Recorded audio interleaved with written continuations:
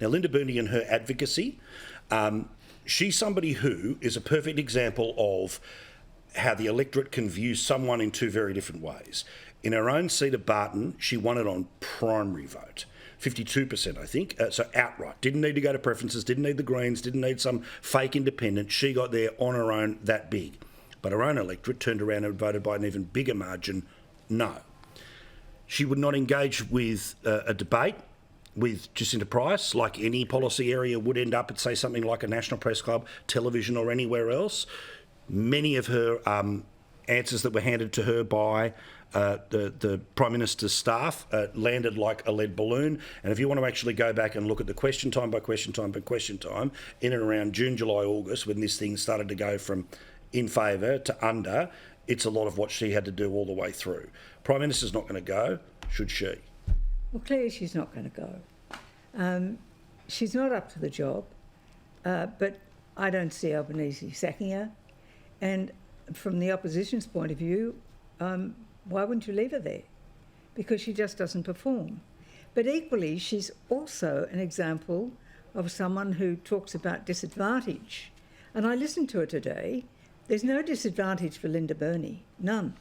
But she was asked about the $265 million that had been set aside to go and do something about Aboriginal violence against Aboriginal children. Well, we heard about $1 million going off to this organisation and $18 million off to this organisation. It was the same old story. Lots of money in the funnel, little comes out at the bottom. Correct. Because it's the same old people who are sucking up the money and none of it gets to the people in need. That's why the audit is needed, and that's what the voice of Jacinta was all about. She's the new way of thinking. All the old thinking about let's have all these organisations and we'll eat up all the money and crumbs for you. The Aboriginal Land Councils were created by Gough Whitlam, invented by Gough Whitlam. They get enormous amounts of money from mining, but they pick. This family can have some, this family can have some, none for you. So all of that needs to be looked at so that where that need is and that gap is, and there's other gaps too for non-Indigenous people. We need to be looking at that as well.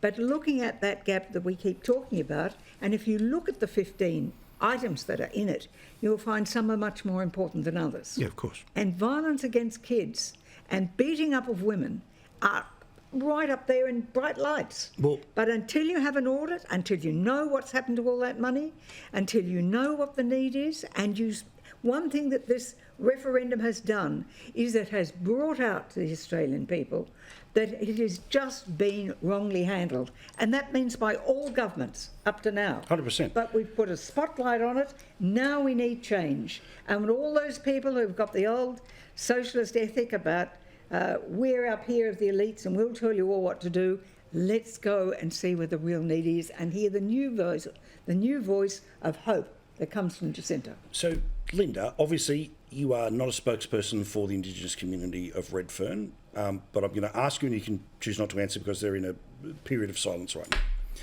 My sense is that there's going to be a greater jump towards the Aboriginal sovereignty movement, to the Lydia Thorpe version of the world, which is that you can't deal with tomorrow until you've dealt with yesterday. In your dealings in the past few days, have you seen people who were all up for the process of that was laid out in front and turning up to all the different events and turning up to all the different commissions, and those people are now speaking in a different fashion than wanting to engage the way that was being put on the table up until last week?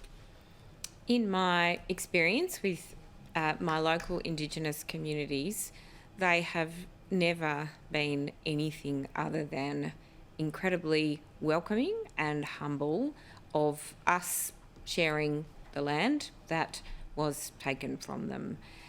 It is, and it has always been the case in my experience with my local Indigenous communities, that they have tried to find a practical, welcoming way forward that shared this beautiful land. And their main focus was not about, carving up profits for one family or another. Their main focus was about ensuring that country was healthy and cared for.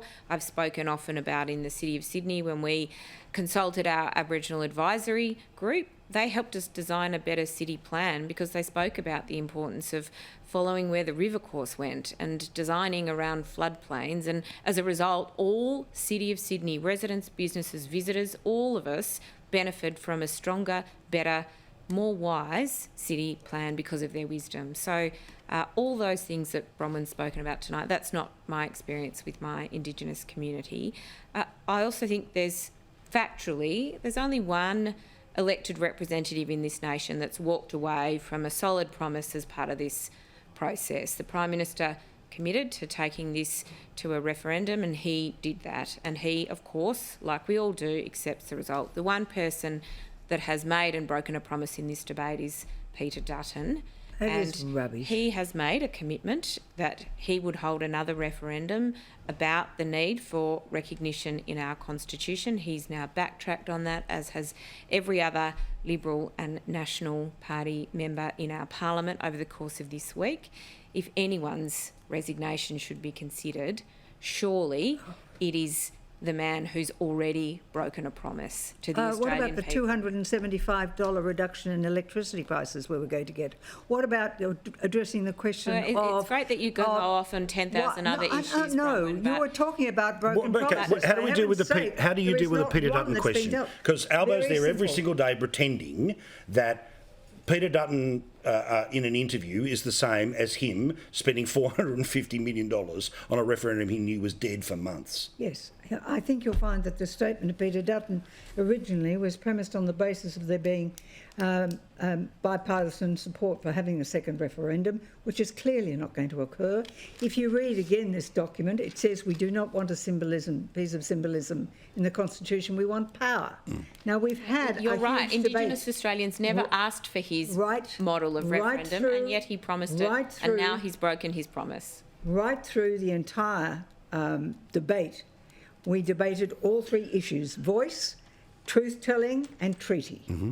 And now Albanese won't even answer whether he's going to stand by it. Well, he's going to wait for the writing orders, doesn't he? Albanese put all his political capital on the roulette wheel, and he's lost the lot. Correct. There is no more political capital. And he's got people who are in his parties who do not want him to be making the decisions for them.